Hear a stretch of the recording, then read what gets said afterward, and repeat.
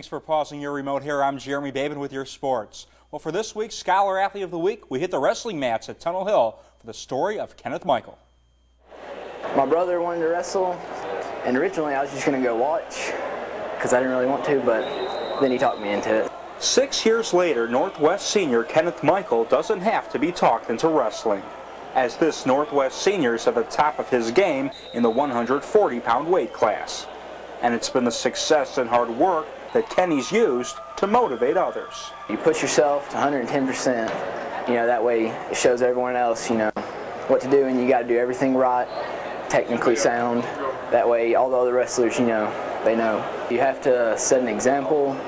You have to let others know what they're supposed to do. That way, you can't hold them responsible if they don't do something right. These kids that go in the practice room and they drill hard and they work hard and they're on a mission, they tend to take that to the classroom with them. And Kenny's one of those kids. He's never late for practice, never misses practice. He comes sick, he comes hurt. If he can't practice, he coaches. He does whatever he has to do to make us better. But wrestling's not the only area Kenny's excelled in. He's a member of the cross-country team, drama club, and carries a 3.8 grade point average in the classroom. But when his name's called to wrestle, beating his opponent's the only thing on his mind. It's almost like two different people. On the mat, I try to be a beast, an animal. At home, I'm just laid back. I like to relax. I have to get myself pumped up, that way I can go out there. No one's friends with me once I step on that mat. He's an emotional kid on the mat. When he's wrestling, he gets real fired up. But when he comes off the mat, he's not one of these kids that runs around slapping high fives and getting pumped up. He's a calm leader. And for the group of young kids we got, those 50 freshmen and sophomores on this team, that's what they need. They need someone that's kind of calm, and he's an example for them in the practice room, on the mat, wherever he's at. At school, I'm quiet. I'm not very angry. It takes a lot to make me mad, even though I get mad a lot on the mat wrestling. When Kenny's not wrestling with his opponent or his books, there's another hobby he has that some of his close friends might not even know. I'm kind of a computer nerd. Most people think that I'm just an athlete, all out sports. As soon as I get home, usually on World of Warcraft or something like that, it just relaxes me. I can just sit back, relax on my couch and play with my little guy. So many activities might seem overwhelming to some students, but that's just another thing Kenny uses as motivation. It can get pretty stressful sometimes, but overall I know it's going to make me a better person, so I just push through it. His older brother was that way, brought that quality, and graduated last year, and Kenny's the same way, and we'll miss him. He's having a good year, and he's always been an impressive kid. Ever since he was, a freshman, he's come out, he's made himself what he is. Kenny plans on going to Georgia Tech in hopes of becoming a mechanical engineer, but until then, he'll continue to operate over his opponents on the wrestling mats.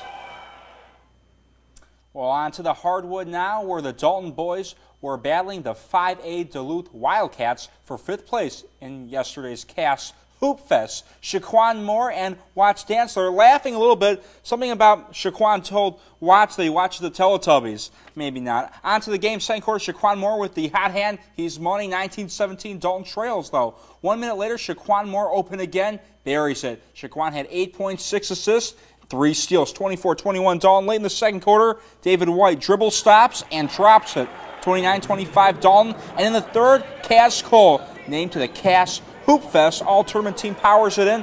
49-44 Big Red. In the fourth quarter, David White is going to put it away for the Catamounts. 64-49 Dalton. And one more time, Cass Cole. How about a little dish off right there for a score as Dalton goes on to win 79-61 over Duluth and move to 5-6 on the night, where the Catamounts look pretty darn good. And the key, though, was we didn't try to win it by 20 in the first quarter. We're up 2, we're up 6, we're up 12, and we're up 17. That was our most solid 4 quarters of basketball we've played all year, to be honest with you. We played really good. We played as a family for once, and we were communicating, we were having fun, and we were playing with each other, and it was the best experience I've had the whole season so far. Our turnovers were, I think we had 3 in the second half. If we don't turn the ball over when we hit free throws, we're hard to guard. We passed the ball better today than we've been doing. We shared it, got our head up, saw the open man, and maybe this is a sign of things to come. I hope so. Now, Lafayette High School, another school that was hosting tournament games last night and taking on the Ramblers, were Ringgold and Northwest. And, well, let's head out to the land of the Ramblers right now and pick it up in the third quarter with 6:47 to go. Ringgold up by 3, and Carrie Grant makes it a 6-point ball game. 29-23 on that 3 ball. More Lady Tigers here on the runout. Daniel Sisk to Megan Crawford, gets it to go off the glass. 31-23 Ringgold. Here comes Lafayette. Carrie O'Neill gonna block it, then take it the length of the floor, the bump, the basket, count, and one coming to the line. 35-27 Ringgold. More of the Lady Ramblers. Ashley Lady, the right-handed hook, gets it in off the glass. 35-30 Ringgold, but Lafayette is coming back. 16.2 to go in the third quarter. Carrie O'Neill, 4-3, makes it a 39-38 Lafayette game. Ringgold's Carrie Grant, 4-3, yes ma'am, 40-39 Ringgold. And then it's Megan Crawford for Ringgold. The deep in the corner, that is flat out money. 43-40, Ringgold wins. 48-47, the final score. And here is head coach Katie Gallo. When it was over with, I just kept thinking, oh, thank goodness. Now, I was just happy to pull out a win at that point. I got to give credit to Lafayette. They're getting better, and they're tough. They play very hard, very aggressive, but we've got to learn how to handle that a little bit better. So, but I'm just happy with a win. On to the guys now. As that game started at 10 o'clock. I didn't stutter there. Lafayette, they came out on fire, though. TJ Gillen to Demetrius Miles, 2-0 Lafayette. More Ramblers. Gillian this time hits Tyler Burse, calmly lays it in, 4-0 Ramblers. Gillian again, this time going to take it all by himself through the lane, up and in. 6-0 Lafayette. Northwest, they need a timeout after that, and it was really to stop baskets like this. Miles again hits from 16 feet out. Lafayette would open up a 10-1 lead, but here comes Northwest. As Romeo Williams to Tanner Reno, the baseline jumper makes it a 10-4 Ramblers lead. Now it's the Bruins' Lance Andrews with the pull-up. This would make it a 14-6 ball game, but Lafayette's not going to go away anytime soon.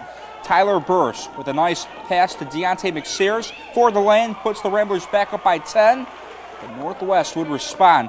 Caleb Tatum with a runner in the lane. That would make it a 16-8 ball game. And now it's Lance Andrews again. This time a little driving Spider-Man-like move, putting up in the basket. 16-10 Lafayette. And then it's Alex Thames going to take it on this steal and go all the way the length of the court.